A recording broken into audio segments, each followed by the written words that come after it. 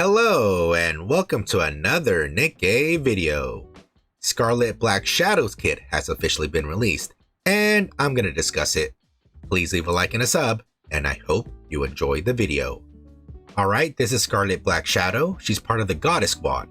Type Attacker, Weapon Rocket Launcher, Burst Skill 3, Code Wind.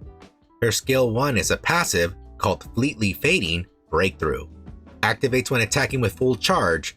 Effects changes according to the number of attack times. Effect of each phase does not stack. 3 times affect one enemy unit with the lowest defense. Deals 250.47% of final attack as additional damage. 6 times affects enemies within attack range. Deals 500% of final attack as distributed damage. 9 times affects all enemies. Deals 750.47% of final attack as distributed damage. Alright, let's go ahead and take a closer look at skill 1. On that very first line, activates when attacking with full charge. So this is immediately telling us that you do not want to quick shoot with this Scarlet, because if you do, you're not going to get the full benefits of skill 1.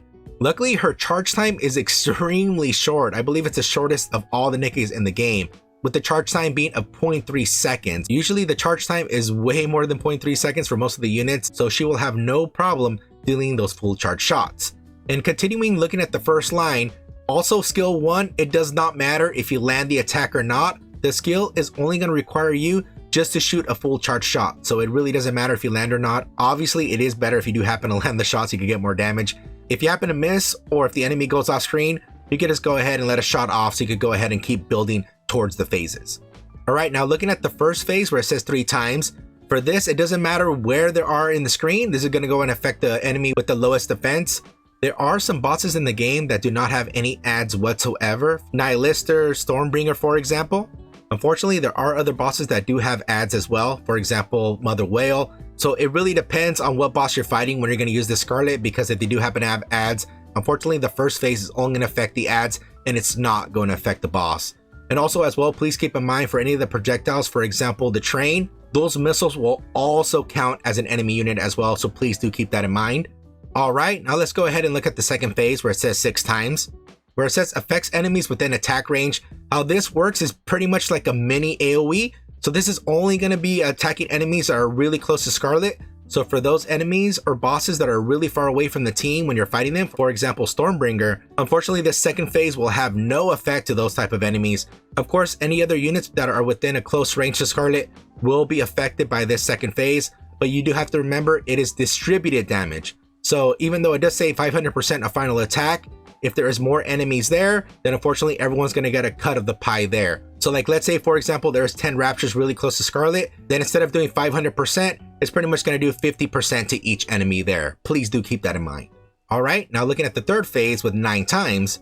On this phase, it does not matter where they're at. This is going to affect the whole screen. This is going to work extremely similar like 2B's or if not Dorothy's, how their burst works, that pretty much whoever's on the screen, it will be doing 750% damage to whoever's on the screen. But again, you do have to keep in mind that depending on how many enemies are in the screen, it will divide that maximum damage by that many enemies. Again, if there is 10 enemies in the screen, whenever the phase 3 initializes, then it pretty much is going to be like 75% per enemy there. Now, overall for skill 1, since Scarlet has 9 ammo capacity, skill 1 will be active with every reload as long as you do full charge shots, which will greatly help her with her DPS. And of course, this damage will go up with the other skills and bursts, which I'll read in just a moment. Now, looking at skill 2, Fleetly Fading, Asura, and it's also a passive. Activates when entering full burst, affects self. Max ammo up 60% for 10 seconds. Reloads 100% of the magazine. Alright, now looking at skill 2, pretty much how that works is as soon as the burst initializes, then pretty much skill 2 will automatically be applied to only Scarlet. The max ammo, it's going to increase Scarlet's ammo from 9 all the way to 14, which will give her even more chances to go ahead and do more of the phases that she has in skill 1. On top of that, it will reload her magazine 100%. So it's very possible to have all of skill 1 activated 2 times, which will allow her damage to increase even further thanks to the phases in skill 1 happening more often. Lastly, looking at her burst skill, Fleeting Fading, Strike, and it has a 40-second cooldown. Affect Self, changes full charge attack count required for skill 1 to 1 time, 2 times, 3 times respectively, for 10 seconds. Attack up 115.12% for 10 seconds. Charge damage up 115.12% for 10 seconds. Now, looking at the burst skill, what it's going to do is going to change how many times you actually need to attack on her skill 1. No more having to do 3, 6, or 9 attacks. You only need to do 1, 2, or 3. Luckily, with defaulted, she already has 9. So just with her defaulted ammo, it's going to allow all 3 phases to happen 3 times. Yes, 3 times. And not only that, thanks to her skill 2, since it's going to increase her ammo to go all the way to 14, it's going to allow all the phases of skill 1 to happen a little bit more than 4 times.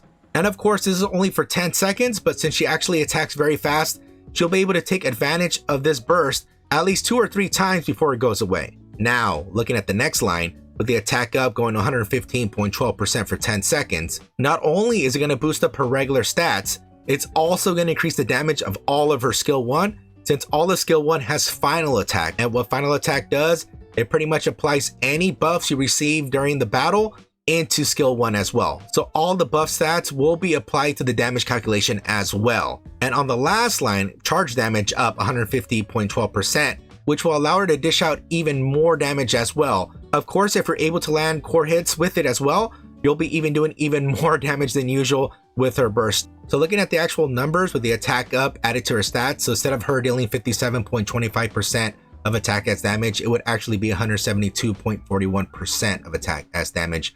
And for the charge damage there, instead of the full charge damage doing 150%, it's actually going to be 300.12% as damage. So she's going to get a tremendous boost thanks to her burst skill. And then once with all those things applied to her skill 1, it's going to help the team tremendously. Now for my final thoughts. Despite her kit being extremely selfish, she is going to be extremely powerful. Without any ammo cubes or even overloaded gear with max ammo up, she'll be able to deal so much damage out of the gate.